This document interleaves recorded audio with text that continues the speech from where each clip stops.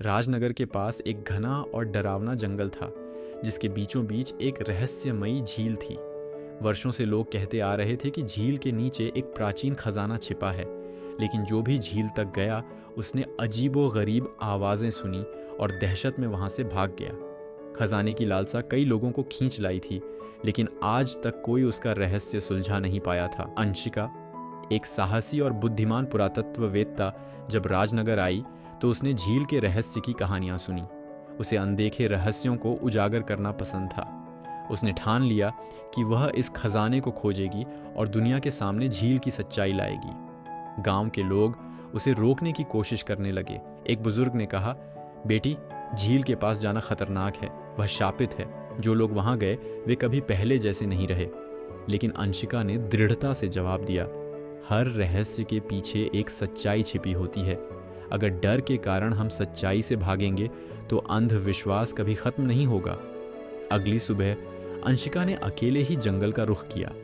चारों ओर सिर्फ घने पेड़ और पंछियों की आवाजें थीं।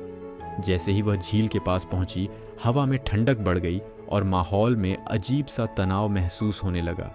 झील के किनारे उसे मिट्टी में दबा हुआ कुछ चमचमाता दिखा।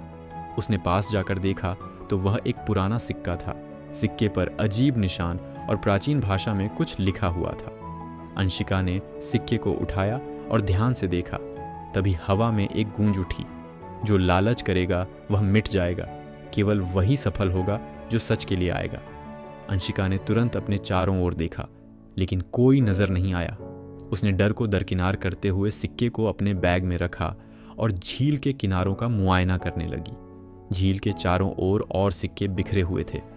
हर सिक्के पर वही भाषा लिखी थी। उसने गौर किया कि सिक्कों पर बने निशान एक पैटर्न में थे। पैटर्न ने उसे जंगल के एक पुराने खंडहर की ओर इशारा किया। अगले दिन वह गांव लौटकर सिक्कों की भाषा को समझने की कोशिश करने लगी। उसने पाया कि निशान और अक्षर खंडहर के अंदर जाने के मार्ग को दर्शा रहे थे। अंशिका जंगल के उस पुराने खंडहर तक पहुंची। वहां एक बड़ा दरवाजा था, जिस पर लिखा था, जो सच्चे इरादों से आएगा वही इस दरवाजे को पार कर सकेगा। लालच यहां प्रवेश नहीं कर सकता। दरवाजा खोलते ही अंशिका को अंधेरा गलियारा दिखाई दिया। गलियारे के अंदर उसे अजीब आवाजें और कदमों की गूंज सुनाई देने लगी। अंत में वह एक बड़े कमरे में पहुंची। कमरे के बीचों बीच एक भारी संदूक रखा था। संदूक के चारों ओर कई प्राचीन सिक्के और खजाना बिखरा पड़ा था। लेकिन जैसे ही उसने संदूक के करीब जाने की कोशिश की, हवा में एक गूंज उठी, यह खजाना स्वार्थियों का नहीं, अगर इसे अपने लिए ले जाओगी तो यह विनाश लाएगा। अंशिका ने खजाने को देखा और सोच में पड़ गई। उसने समझा कि यह खजाना किसी की भलाई के लिए बनाया गया है। उसने खजाने को अपने साथ ले जाने के बजाय गांव लौटने का फैसला किया।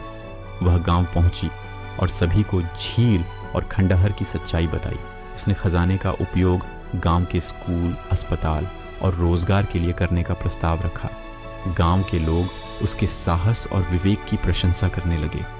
शिक्षा, लालच और डर को छोड़कर नेक नीयत और सच्चे इरादों से किए गए काम हमेशा लोगों के भले के लिए होते हैं। सच्चाई की राह पर चलने वाले ही असली खजाना पाते हैं।